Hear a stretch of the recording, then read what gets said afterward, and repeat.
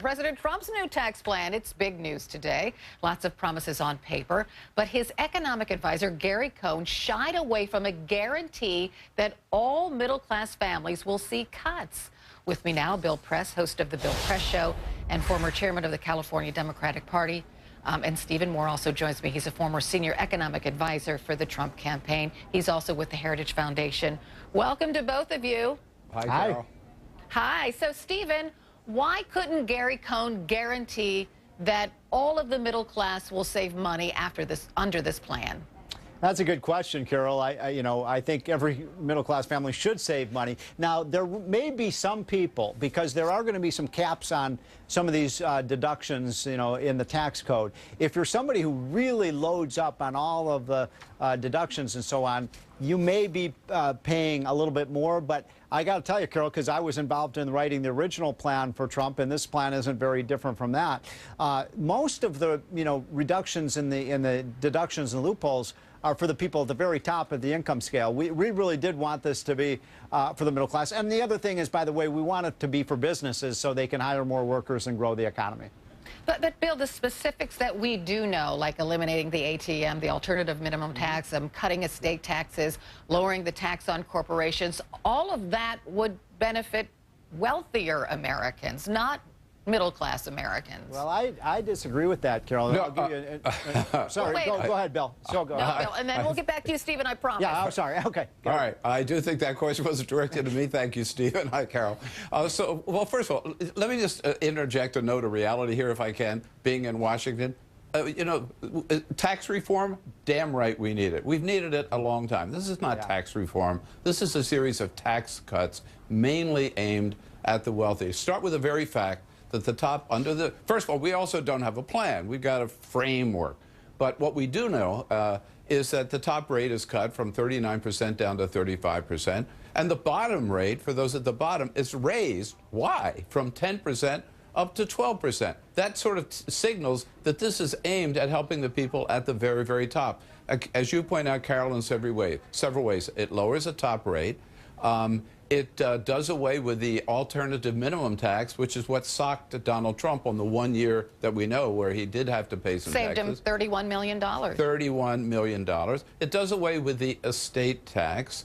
It doesn't do anything about that so-called carry interest forward thing, which the hedge fund managers benefit from. So basically, it is, I hate to use the old phrase, but it tax cuts for the wealthy, as if this is going to stimulate the economy. And we know we tried that under Ronald Reagan, and the deficit tripled. We tried it under George Bush, and we went from a surplus to a deficit. It doesn't work. Well, that's the other thing about this, Stephen. Nobody can guarantee that this plan won't grow the deficit. Well, look, a couple of things about a lot on the table here. First of all, I agree with Bill Press. I don't understand, Bill, why they left the carried interest loophole off the table. And I'm going to get to the bottom of that, because I agree with you. I think that's a loophole that should be eliminated. Go for it, Steve. So I'm going to go for that one.